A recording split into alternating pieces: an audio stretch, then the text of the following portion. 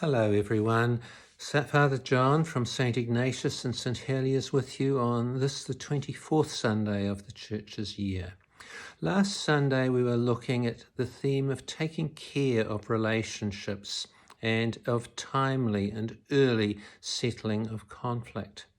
Today we move on to a deeper aspect of that, and that is of forgiveness from the heart.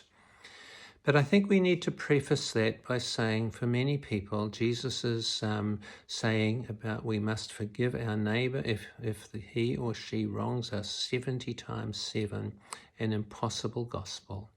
Many people, if they hear this wrongly, give up.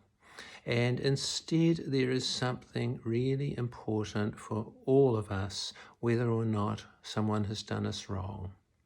Let us imagine that somebody has been really deeply hurt in such a way that their whole life in some form or other has been damaged.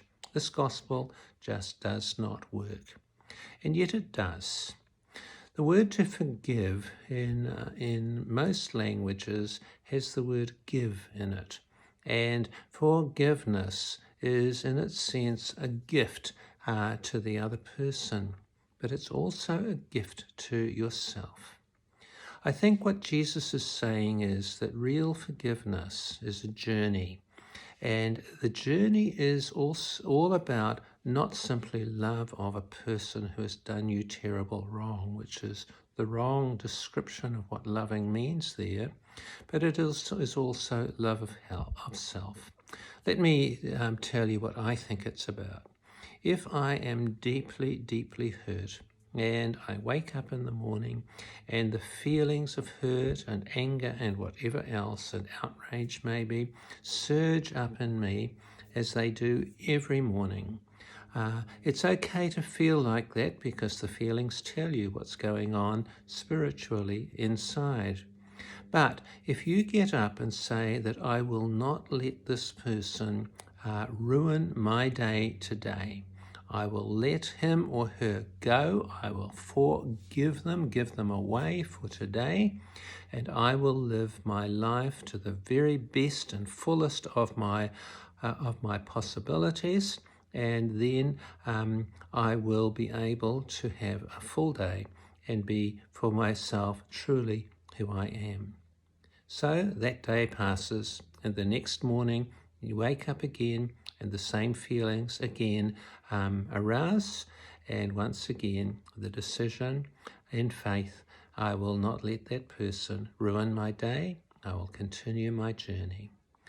My prayer is that one day you will wake up and it is no longer an issue. This is part of, I think, what Jesus is inviting us to, which is a forgiveness lifestyle, which not only forgives the person who has wronged you, not in a sense of an easy forgiveness, I forgive you. We saw some of that in the wonderful Muslim people in the Muslim community after the mass shootings, and that's amazing. But for most of us, a forgiveness lifestyle is a journey. And the journey is towards becoming a whole person who takes care of relationships, not only with others, but also with self.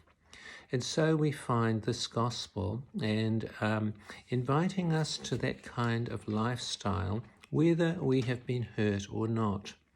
The first reading brings it home to us that we should apply the same standards to ourselves as we apply to others.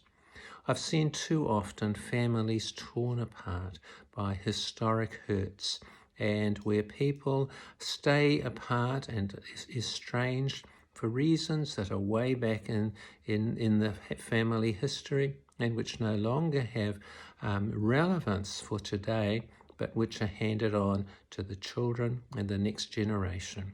It is so sad, and yet this gospel addresses those things, I think, and opens up the way for a more human and more loving family history.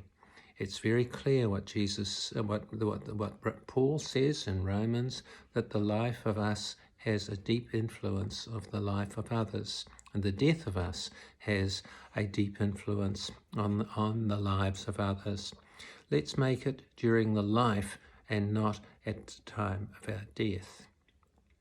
Let's also go a little bit further, and we find Jesus telling us a parable.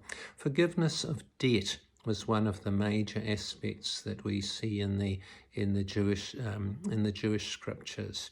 And here we find a man who is owed an impossible amount, billions, and yet somebody who owes him a day's wages he will not even forgive that person. And so the picture here is God who tells that person that as he had received the gift of forgiveness, hand it on. And in the end of it, Jesus says that is the way that you must do this. You must forgive your neighbour from your heart. The giving in the end is not simply forgiveness, but it is to become a person of forgiveness, a forgiving lifestyle, a way of love, which once we enter into allows us to live easily amongst all the difficulties, even of ordinary life. Why do we get angry when somebody does something on the road? Why do we get angry at the supermarket? Why do we get angry for no reason whatever?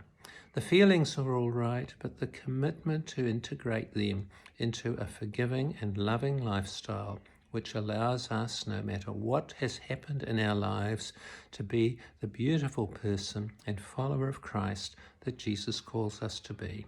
That's the gospel for today.